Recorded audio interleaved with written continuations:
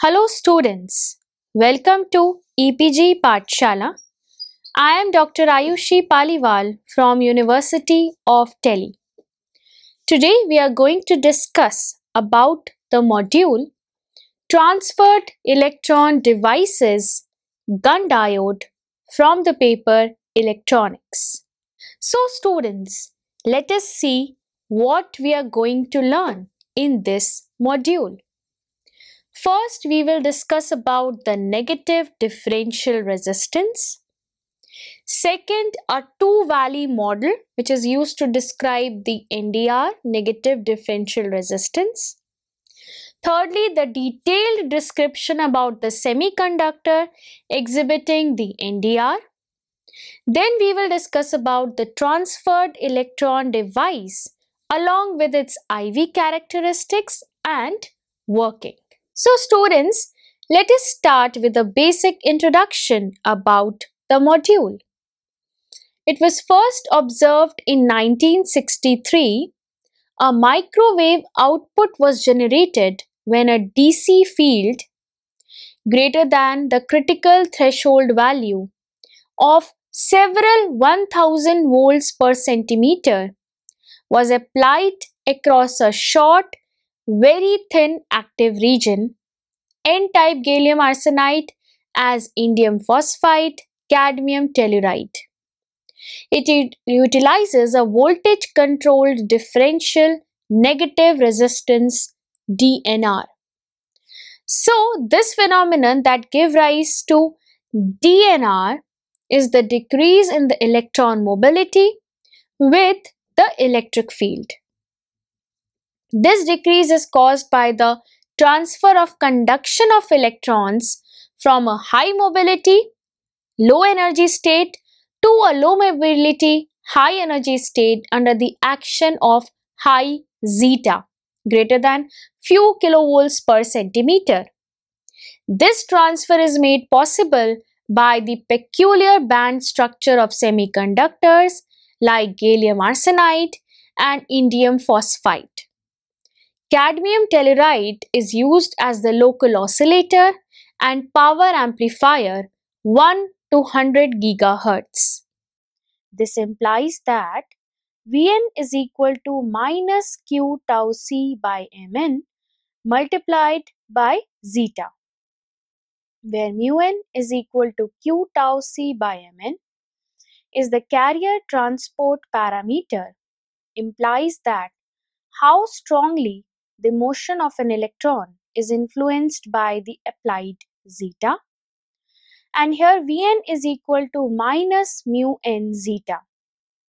So here we assume that tau c is independent of zeta and is reasonable as long as Vd is small compared to the thermal velocity Vt of the carrier. As Vd is greater than Vt, the field dependence on zeta will begin to depart from the linear relationship as shown in this figure. So for N-type gallium arsenide, Vd reaches the maximum and then shows a decrease with increase in zeta.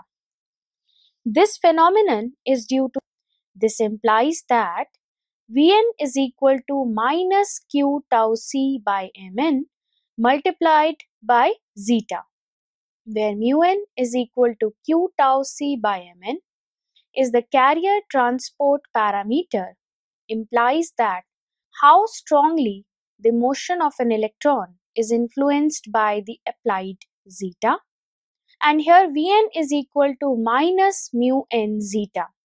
So here we assume that tau c is independent of zeta and is reasonable as long as Vd is small compared to the thermal velocity Vt of the carrier. As Vd is greater than Vt, the field dependence on zeta will begin to depart from the linear relationship as shown in this figure. So for N-type gallium arsenide, Vd reaches the maximum and then shows a decrease with increase in zeta. This phenomenon is due to the energy band structure of gallium arsenide. The band structure of gallium arsenide allows the transfer of conduction electrons from a high mobility energy minimum called a valley, valley 1, to low mobility higher energy satellite valleys. Consider a E-P bar diagram of gallium arsenide conduction band as shown in this figure, that is two valley model. Free electrons kinetic energy E is equal to P square by 2 m naught, where P is the particle momentum and m naught is the free electron mass. So because of periodic potential of nuclei, effective mass of the conduction electron Mn is different from the mass of free electron Me. Therefore, for conduction electron, E is equal to P bar square by 2Mn, where P bar is the crystal momentum. So maximum in the valence band at P bar equal to 0, minimum in conduction band at P bar equal to 0. Therefore, transmission valence band approaches the conduction band can occur without any change in the P bar value, the only change in E required. Therefore, gallium arsenide is a direct band gap semiconductor. The E-P bar relation near conduction band minimum or near valence band maximum are parabolic, that is E equal to P bar square by 2Mn. From known E-P bar relation, we can obtain the effective mass as Mn equal to d square E by dP bar square to the power minus 1. So this implied that narrower the parabola, smaller the effective mass. Therefore, very narrow conduction band parabola for lower value of gallium arsenide, the electron effective mass is small, approximately 0.07 m naught. However, satellite valley, the upper valley as shown in the figure, has higher effective mass due to wider conduction band parabola. So the two valley model has the following features.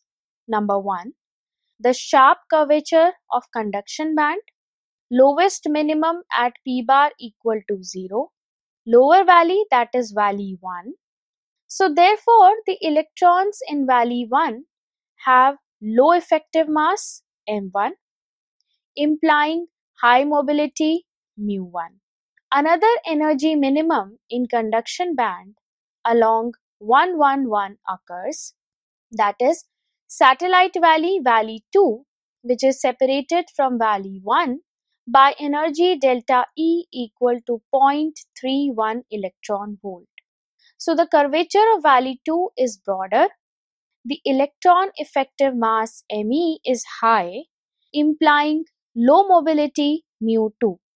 The second feature is that the density of states in satellite valley is higher than that in the lowest valley. So here the third feature is that the delta E is greater than kT, the thermal energy of electrons at RT. Therefore, lattice temperature must be low. This implies the transfer of electrons from valley 1 to valley 2 by thermal agitation is not very likely. Also, delta E is less than Eg. Electrons transfer can occur at zeta, much lower than those required for avalanche breakdown.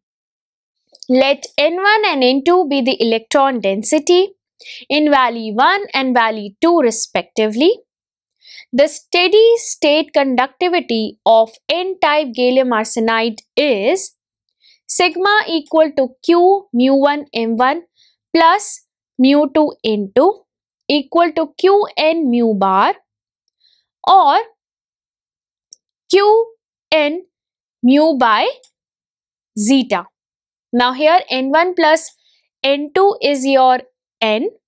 We have replaced N1 plus N2 by N square and N equal to capital ND and mu bar is Vn by zeta. It's average mobility where Vn is the average drift velocity. So here mu is mu1 m1 plus mu2 n2 by n1 plus n2, and n is n1 plus n2, and your Vn is mu bar zeta. So if the field is low, that is zeta is less than zeta A, all conduction electrons, they are located in valley 1. As zeta increases, some electrons gain sufficient energies from zeta and they make a transition to satellite valley, valley 2. If zeta is high enough, all the conduction electrons, they transfer to valley 2, that is n1 equal to n and n2 equal to 0. And here zeta is varying from 0 to zeta A, n1 plus n2 equal to n, for zeta varying from zeta A to zeta B, and n1 is equal to 0 and n2 equal to n for zeta B, for zeta greater than zeta B. So using the previous equations, equation 3 and equation 4, the effective drift velocity will be Vn equal to mu1 zeta for valley 1, that is zeta varying from 0 to zeta A, and Vn equal to mu2 zeta for valley 2, that is zeta B is less than zeta, and Vn equal to mu1 n1 plus mu2 n2 by n1 plus n2 multiplied by zeta for zeta varying from zeta A to zeta B, that is both valley 1 and valley 2. So if mu1 zeta A is greater than mu2 zeta B, there exists a region where drift velocity decreases with increasing field between zeta A and zeta B. Thus differential mobility mu is del Vn by del zeta less than 0. In NDR, if zeta is greater than zeta t, where zeta t is 3.5 kilovolts per centimeter for gallium arsenide. So the current density J equal to sigma E using equation 1 and equation 4, and J is equal to Qn mu1 zeta for zeta varying from 0 to zeta A, and J equal to Qn mu2 zeta for zeta B greater than zeta as shown in this figure. If mu1 zeta A is greater than mu2 zeta B, which implies the negative differential resistance exists, zeta T implies the onset of NDR, that is the threshold field as shown in this figure. Zeta V here is the valley field. NDR is the region between the zeta T and zeta V. This implies the differential conductivity sigma T equal to dJ by d zeta less than 0 in NDR. So a semiconductor exhibiting the negative differential region NDR is inherently unstable because a random fluctuation of carrier density at any point in the semiconductor produces a momentary space charge that will grow exponentially with time. So the 1D continuity equation is del n by delta t minus 1 by q del j by del x equal to 0.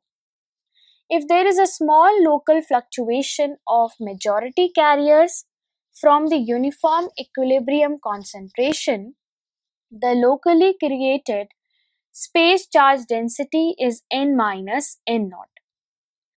So Poisson's equation and current density are del zeta by del x equal to minus q n minus n naught by epsilon s, and j equal to zeta by rho plus q d delta n by del x. So here nxt is the electron concentration at any point x and time t.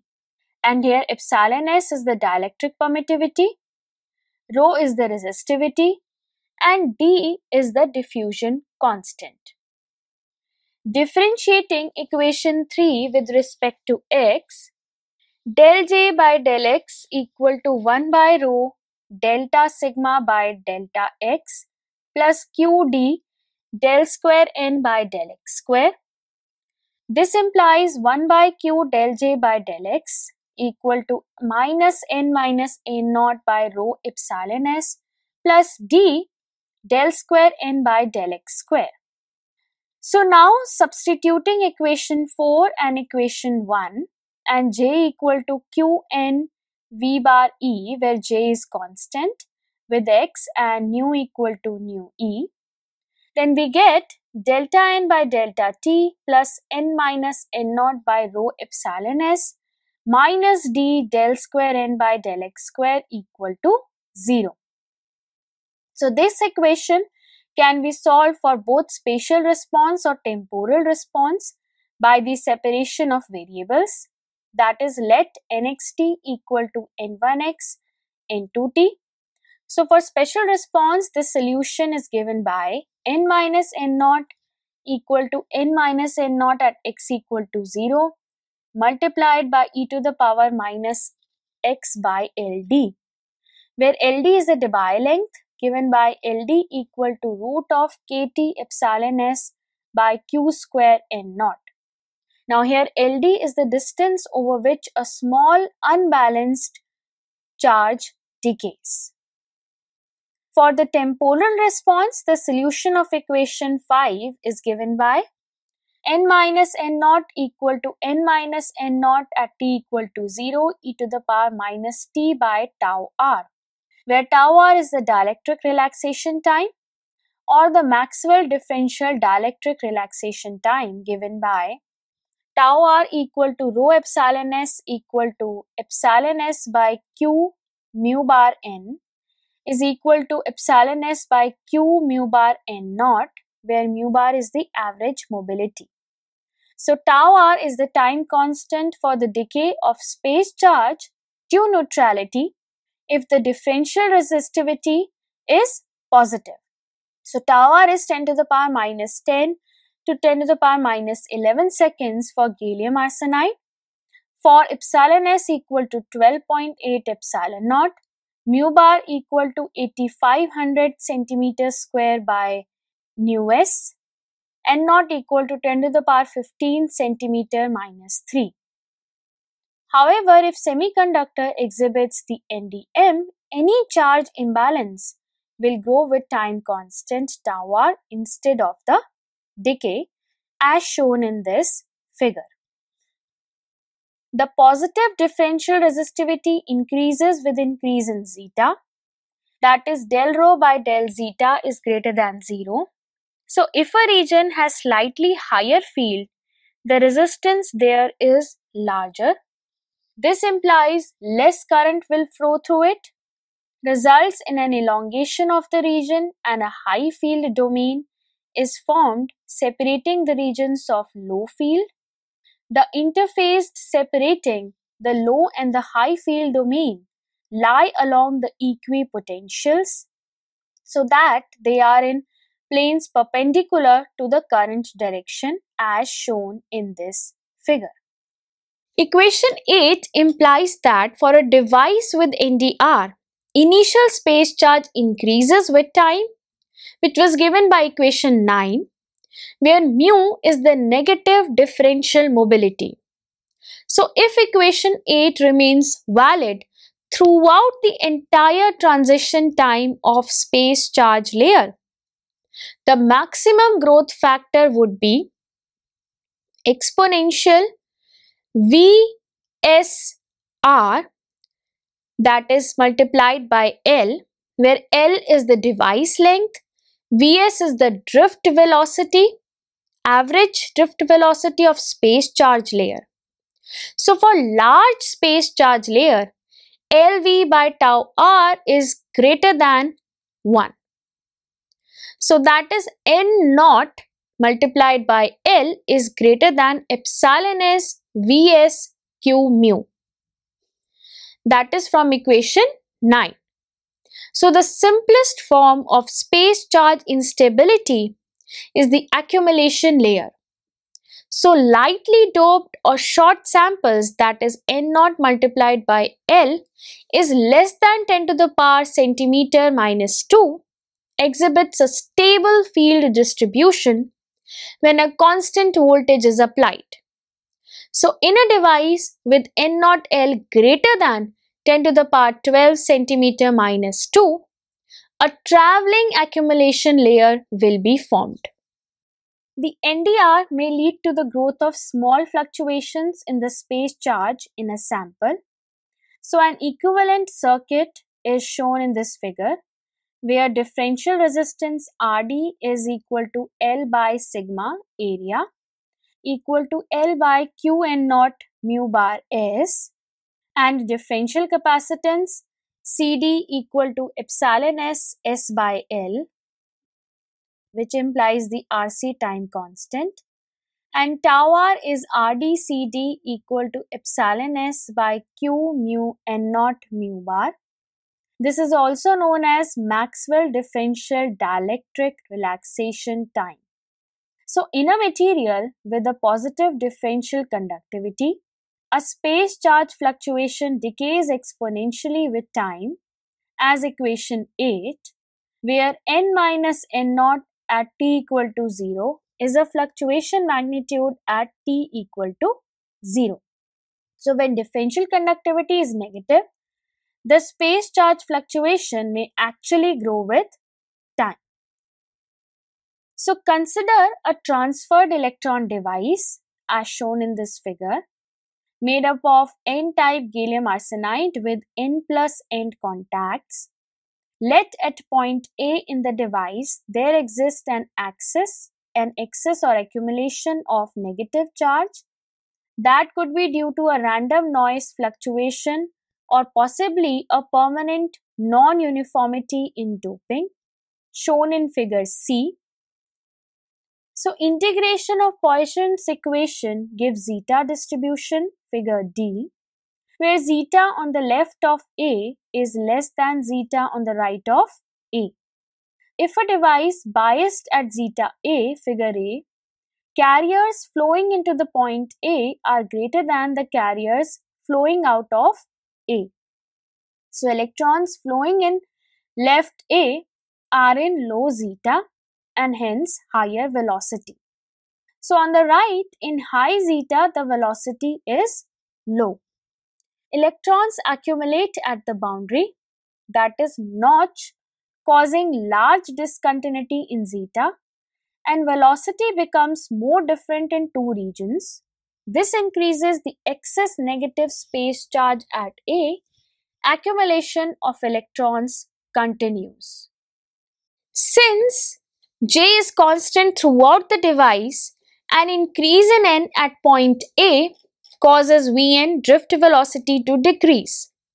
Therefore, electrons in this region, they are slower down and causes increase in the negative charge. So now the field to the left of the point A is even less than it was originally, and the field up to the right is the space charge accumulation. So the process continues until the low fields and high fields both obtain outside the NDR, and they are settled at zeta A and zeta B. So where current in the two regions are equal. So a traveling space charge accumulation layer is formed, which was discussed previously, and this process depends on the condition that the number of electrons inside the crystal be large enough to allow the necessary amount of space charge to build up during the transit time of space charge layer.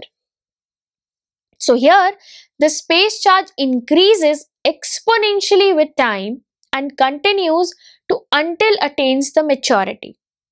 So when collected at the anode, field rises above zeta t and new space charge is nucleated at the cathode. So cycle repeats itself and current oscillates in microwave. This is the simplest form of space charge instability. Now consider a practical transferred electron device as shown in the figure, When there are positive and negative charges separated by a small distance, a dipole domain is formed. So zeta inside the dipole is greater than zeta on either side. So because of NDR, first low field is greater than the I high field. So two field values will tend towards the equilibrium values outside the NDR region, where I low field equal to the I high field, as shown in this figure. So the diode has now reached a stable state and moves through the crystal and disappears at the anode. Here zeta begins to rise uniformly across the sample through zeta t, that is zeta is greater than zeta t, thus forming a new dipole, and the process repeats itself. So the applied potential V is capital V equal to zeta AL equal to zeta 2D plus zeta 1 L minus D, where L is the sample length and the dipole width is D equal to L multiplied by zeta A minus zeta 1 divided by zeta 2 minus zeta 1. The time required for the domain to travel from the cathode and anode is L by Vs, where L is the active device length and Vs is the average velocity. So the frequency for the transit time domain mode is F equal to Vs by L. Many Gunn diode oscillates at the frequency that is approximately 10 to the power 7 centimeter per second by L, equal to 100 gigahertz by L in micron. So therefore sample with L equal to 10 micron will oscillate at approximately 10 gigahertz. If L equal to 25 micron oscillates at approximately 4 gigahertz, the increase in the free electrons in one region causes decrease in its concentration in another region. Thus higher field for electrons in this region. So higher field will slow down these electrons relative to the other part due to NDR. Excess electrons will grow because the electrons in trailing part arrive with higher velocity for lower field than EA, and depleted electrons area also grow because electrons slightly ahead of this region with excess electrons can move faster. So this implies the perturbation. So as shown in this figure, the peaks will traverse across the Gunn point applied potential and growing as it transits the diode due to NDR. Now consider the device as shown in this figure. Let the applied field in the sample is greater than ET. So initially electric field and concentration distribution is uniform in the sample, and let the sample has a fluctuation of electron concentration. So as shown in this figure, this fluctuation can lead to an electric field fluctuation, that is delta zeta by delta x equal to minus q n minus n naught by epsilon s. So in the higher field region, the electrons slow down, and these slow electrons increases the original concentration fluctuation. So this fluctuation, so higher the field and low field with fluctuation, and hence velocity decreases continuously. This fluctuation develops in such a way that accumulation layer remains behind and the front edge is depleted with electrons. At the same time, the entire fluctuation drifts towards the positive contact, the anode, with the velocity of slow electrons, that is Vs. So if the sample is long enough, fluctuation develops into a high field domain. When the domain is moving between the cathode and the anode, the current at the device electrodes is IV equal to QNVS. However, when domain dissipates in the anode and new domain did not form, yet current at the device electrodes. So Im equal to Qn Vs, where Vm is greater than Vs, and Vm is the initial high current before activation of the fluctuations. So characteristic time of high field domain formation is tau r equal to RT CD equal to epsilon s by Q n naught mu, also known as Maxwell relaxation time, where mu is the differential electron mobility. Let us now discuss the Gunn diode mode of operations. Characteristic domain transit time in the sample of length L is tau Tr equal to L by Vs. So if domain formation time, that is tau r, is greater than domain transit time, then domain does not have enough time to develop and the diode is stable. So Gunn diode works as a stable amplifier.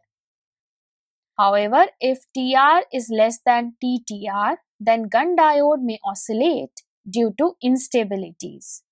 So the Kromer criterion for domain formation is Ttr is greater than Tr, or L by Vs is greater than epsilon s by Q n naught mu. Therefore, n naught L is greater than epsilon s Vs by Q mu. So in general, the transit time for the domain travel is equal to 3 times Tr. Hence, the distance traveled by the domain in 3 times Tr time is LTTr equal to Vs multiplied by 3Tr. Therefore, length of the Gunn diode for instability is kept as L greater than 3 Vs Tr is greater than 3 epsilon s Vs by Q mu n naught. So when the sample meets Kromer criterion, a high field domain periodically develops at the cathode side, drifts towards the anode and dissolves there. So this implies always one domain propagating in the sample if the applied voltage is above the threshold and constant. So here the current with domain formation decreases and increases when the domain dissipates. So the oscillation frequency or the transit time frequency is Ft approximately 1 by tau Tr equal to Vs by L, and all these parameters are shown in this figure. For sample with L equal to 100 micron and for gallium arsenide Vs equal to 10 to the power 7 centimeters per second, this tau t will be equal to L by Vs, which is equal to 10 to the power minus 9 seconds after putting the value of L and Vs. So the frequency of transit time oscillations will be given by, that is for L equal to 10 micron and Ft equal to 10 gigahertz, we will get the Ft to be equal to 1 gigahertz. Therefore, operating frequency is controlled by the sample length. No tuning varies from sample to sample. It is sensitive to sample non-uniformities. So, current waveform consists of short pulses with the width less than half a period. So, students, let us summarize what we have learnt in this module. Firstly, we detailed description about negative differential resistance was discussed. Secondly, a two-valley model by taking examples from N-type gallium arsenide was discussed. Thirdly, the description about the semiconductors exhibiting the negative differential resistance, they were also discussed in detail. Lastly, we discussed about the important devices, that is transferred electron devices or Gunn diodes, along with their IV characteristics and working. Thank you.